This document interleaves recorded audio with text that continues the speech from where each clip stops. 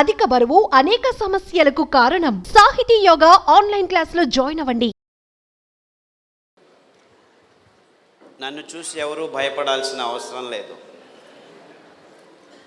ఎవరిని భయపడాలని నేను ఈ పనులు చేయట్లేదు. నేను ఉద్యమకారుణ్ణి కాదు. ఏ ఉద్యమాలు నాకు ఇష్టం లేదు. ఒక్కొక్కరు మారాలి, మన దేశమంతా ఆరోగ్యంగా ఉండాలి, అంతే నాకు కావాల్సింది. నేను వేరే వాళ్ళని ఎదురుసుకొని మీరంతా తప్పు చేస్తున్నారు అని చెప్పేదానికి రాలేదు. మనమంతా అందరూ అపోలో హాస్పిటల్లో ఉన్న వాళ్ళకు రోగాలు ఉన్నాయి. ఆ డాక్టర్లు రోగాలతోనే కష్టపడుతున్నారు. 100 మంది ఎండి ఎంఎస్ డాక్టర్లను తీసుకుంటే అందులో 18 మంది బీపీ ట్యాబ్లెట్ తీసుకుంటున్నారు. 28 మంది డయాబెటీస్ రోగంతో బాధపడుతున్నారు.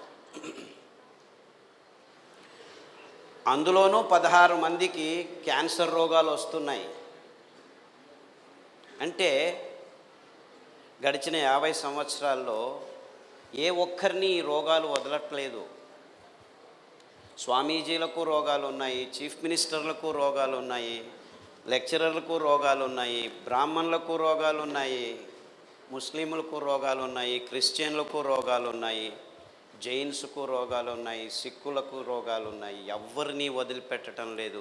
చిన్న పిల్లలకు రోగాలు వస్తున్నాయి. కానీ మేడం చెప్పినట్టు బుద్ధుడు అనేవాడు ఒకడు ఉండేవాడు. వాడి దగ్గరికి ఒక ఆవిడ తన చిన్న పిల్లని తీసుకెళ్ళి, చనిపోయింది పాప. బుద్ధుడు చాలా గొప్పవాడు, భగవానుడు, దేవుడు అంతటి వాడు. బాబు నా పాపను బతికించు అని తీసుకెళ్ళిందట. బుద్ధుడు అప్పుడు చెప్పాడు, లేదమ్మా నేను బతికించలేను, నాకేమీ తెలియదు ఇలాంటివన్నీ. లేదు లేదు నీవు చాలా గొప్పవాడివి, బతికించాలి అని పట్టుబట్టింది. ఆవిడకి తన పిల్ల మీద వ్యామోహంతో వదలకుండా ఏడుస్తూ అక్కడే కూర్చుండిపోయింది. అప్పుడు బుద్ధుడు ఏం చేయకుండా తోచకుండా ఇవిడికి ఎలాగైనా జ్ఞానోదయం కావాలి అని, ఏం కావాలి, మీ పాపను బతికించాలంటే ఏదైనా ఇంటికి వెళ్ళి, చావులేని ఇంటికి వెళ్ళి ఆవాలు తీసుకురామ్మా, ఆ ఆవాలతో నేను బతికిస్తాను అన్నాడు. ఆహా అనుకొని ఆవిడ పరిగెత్తుకుంటికి వెళ్ళి అందరి ఇళ్ళకు వెళ్ళడం మొదలుపెట్టింది. ఒక 10 ఇళ్ళకు వెళ్ళి అడిగే లోపలికి తెలిసిపోయింది ఆవిడకి ప్రతి ఇంటిలోనూ చావు ఉంది అని. ఇదే కథ ఇప్పుడు జరిగితే బుద్ధ భగవానుడికి ఆ చావు అనే పదం అవసరం లేదు. ఏ ఇంటికైనా వెళ్ళు, డయాబెటీస్ బీపీ లేకున్న ఇళ్ళల్లో నుంచి ఆవాలు తీసుకురా అంటే మన దేశం కాదు, ఏ దేశానికైనా వెళ్ళండి అంటే ఈ రోగాలు ప్రతి ఇంటిలో ఉన్నాయి. నేను ఇలా లెక్చర్ ఇస్తుంటే మండ్యా దగ్గర చిన్న పల్లెలో, ఏంటి సార్ ఇంకా మీరు ఇళ్ళల్లో ఉన్నారు, ప్రతి ఒక్కరి జోబుల్లో ట్యాబ్లెట్ ఉన్నాయి చూడండి అని ఇలా చూపిస్తున్నారు. అంటే ఇంటిలో ప్రతి ఒక్కరికి రోగాలు ఉన్నాయి. ఇంట్లో కాదు, ఇంట్లో ఉన్న ప్రతి ఒక్కరికి రోగాలు ఉన్నాయి. తమాషా ఏమిటంటే ఈ రోగాలన్నీ గడిచిన 50 సంవత్సరాల్లోనే వచ్చాయని ఈ పత్రికలు రాయట్లేదు, ఈ టీవీలు చెప్పట్లేదు. ఎంతవరకు చెప్పట్లేదంటే డయాబెటీస్ వస్తే బాగ్ కాదు అని చెప్తున్నాయి.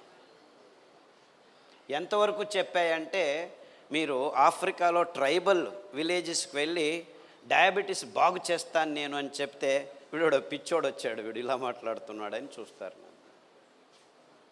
అంటే అది ప్రపంచవ్యాప్తంగా అందరికీ తెలిసేట్టు చేశారు. డయాబెటీస్ వస్తే బాగ్ కాదు, it is incurable disease. BP వస్తే బాగ్ కాదు, ఇన్క్యూరబుల్ డిసీజ్. రొమెటిజం వస్తే బాగ్ కాదు, ఇన్క్యూరబుల్ డిసీజ్. థైరాయిడ్ వస్తే బాగ్ కాదు, ఇన్క్యూరబుల్ డిసీజ్. ఇలా ఇది రోగాల లిస్టు, బాగు కావు అనే రోగాల లిస్టు ఆంజనేయుని తోకలాగా పెరుగుతూ పోతుంది. అంటే గడిచిన 50 సంవత్సరాల్లో ఈ డాక్టర్లు, ఈ విజ్ఞానులు, ఈ విశ్వవిద్యానిలయాలు ఏం చేస్తున్నాయని ఒక్క ప్రశ్న అడిగితే ఏం చేస్తున్నాయి? ట్యాబ్లెట్లను రెడీ చేస్తున్నాయి, ఆపరేషన్ టేబుల్స్ను రెడీ చేస్తున్నాయి. మీకు గాల్ బ్లాడర్లో స్టోన్ ఉందా? రండి, గాల్ బ్లాడర్ తీసేస్తాం. మూత్రపిండాల్లో స్టోన్ ఉందా? రండి, షూట్ చేస్తాం. లేజర్ వచ్చింది మా దగ్గర. షూట్ చేసిన తర్వాత ఏమవుతుంది? ఇంకొన్ని రోజుల తర్వాత 7 చోట్ల కిడ్నీ స్టోన్స్ వస్తున్నాయి. నో ప్రాబ్లం, మాకు ప్రిసైజ్ షూటింగ్ తెలుసు, ఎక్కడుందో మేము మిమ్మల్ని టచ్ చేయకుండానే తెస్తాము, మళ్ళీ షూట్ చేస్తాం. ఎన్నిసార్లు షూట్ చేస్తారయ్యా? ఎన్నిసార్లు వస్తే అన్నిసార్లు షూట్ చేస్తాం. ఎడమ కన్నులో నొప్పి అయింది, ఆ డాక్టర్ దగ్గరికి వెళ్ళండి. కుడి కన్నులో నొప్పి అయింది, ఈ డాక్టర్ దగ్గరికి వెళ్ళండి. గర్భకోశంలో గడ్డలు ఉన్నాయి, ఆ డాక్టర్ దగ్గరికి వెళ్ళండి. ఓవరీస్లో ఇంకొక డాక్టర్ ఎండోక్రైన్, అక్కడికి వెళ్ళండి. ఇలా డాక్టర్లు, హాస్పిటళ్ళు ప్రతి సంవత్సరం ఏ ఊరికి వెళ్ళినా ఒక వీధిలో 1 కిలోమీటర్ నడిస్తే 1 ఉన్నది 2, 2 ఉన్నది 4, 4 ఉన్నది 6 హాస్పిటల్స్, మెడికల్ షాప్స్ ప్రతి సంవత్సరం పెరుగుతూనే పోతున్నాయి. ఇది మన కర్నూలే కాదు, కడప కాదు, ప్రొద్దుటూరు కాదు, బెంగళూరు కాదు, హైదరాబాద్ కాదు, న్యూయార్క్కి పోండి, మెల్బోర్న్కి పోండి, లండన్కి పోండి, ప్రతి ఊరిలో జరుగుతున్న విషయమే ఇది. ఇంకేమీ తేడా లేదు. అంటే ప్రతి ఊరిలో ఈ డాక్టర్లు, ఈ మందుల షాపులు సంవత్సరం పెరుగుతున్నాయంటే ఈ విశ్లేషణలో అర్థం ఏమిటి? సంవత్సరం ప్రతి ఒక్క ఊరిలో రోగులు పెరుగుతున్నారు అని. కానీ 50 సంవత్సరాల నుంచి వీళ్ళందరూ ఏం చెప్తున్నారు? మనకి విజ్ఞానపు అంచుల్ని మేము చూసేస్తున్నాము అని చెప్పేస్తున్నారు. విజ్ఞానపు అంచులను చూసేస్తుంటే 50 సంవత్సరాలైంది, ఎందుకు రోగులు ఎక్కువ అవుతున్నారు? మీరు విజ్ఞానాన్ని అంతగా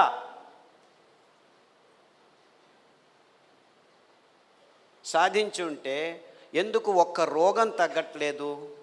అంతేకాకుండా రోగాలు ఎక్కువయ్యేది కాకుండా రోగం వస్తున్న జనాల వయస్సు పరిమితి తగ్గుతూ వస్తుంది. 3 సంవత్సరాల పిల్లలకి క్యాన్సర్, 2 సంవత్సరాల పిల్లలకి డయాబెటీస్, 5 సంవత్సరాల అమ్మాయి ముట్టవుతోంది.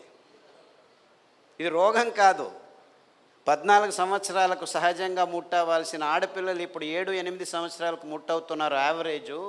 మొన్న నాకు ఫోన్ చేసి, మొన్న 4 సంవత్సరాల పాపకు ముట్టయింది, ముట్ట ఆగటం లేదు, ఏం చేయాలో దిక్కు తెలియటం లేదు, స్టిరాయిడ్ ఇంజెక్షన్ ఇచ్చాము, 3 వారాలకు ఒకటి ఇచ్చాము, ఒక్కొక్క ఇంజెక్షన్ 6,000 రూపాయలు, అయినా ఆగట్లేదు, 3వసారి మళ్ళా వచ్చింది, ఏం చేయాలి అని. ఏమీ చేయొద్దండి, మళ్ళా డాక్టర్ దగ్గరికి వెళ్ళకండి అని చెప్పాను, అంతే. డాక్టర్ దగ్గరికి వెళ్ళకండి, మీ ఊర్లో ఎక్కడైనా రావి చెట్టు ఉంటే ఆ రావి చెట్టు చుట్టూ తిరగండి, ఆ ఆకులు తీసుకొచ్చి రోజు కషాయం తాగండి, సామె బియ్యం పాపకు గంజి చేసి తాగించండి, పొద్దున గంజి చేసి రాత్రి తాగించండి, రాత్రి గంజి చేసి పొద్దున తాగించండి అని చెప్పాను. 3 రోజుల్లో అమ్మాయికి ముట్టు ఆగింది. 1 కాదు, 2 కాదు, 3 కాదు, ఇలా నాకు గడిచిన 10 సంవత్సరాల నుంచి వారానికి ఒకరు ఫోన్ చేస్తూనే ఉంటారు. 100 మందికి ఈ చిన్న సహాయం అంటే సామెల గంజలు తాగండి, రావి చుట్టూ తిరగండి, రావి ఆకు కషాయం తాగండి, దగ్గరలో వేపాకు దొరికితే వేపాకు కషాయం తాగండి. చిన్న పిల్లలకి ఇంత ఘాటుగా ఉంటాయి కషాయం అంటే మీరు కంగారు పడకండి. 1 లీటర్ని 1/4 లీటర్కు కుదించాలి, అందులో ఘాటుగా ఉంటుంది, దాని వాసన చూస్తేనే మాకు కష్టమవుతుంది, ఎలాగో ముక్కు మూసుకొని మింగాలి, అలాంటిదేం కాదు. జస్ట్ 4 ఆకుల్ని నీళ్ళల్లో 4 నిమిషాలు మరిగించి వడపోసుకొని దానికి మంచి తాటి బెల్లం పాకం వేసుకొని రుచిగా చిన్న పిల్లలకు కూడా తాగించవచ్చు, మీరు తాగొచ్చు.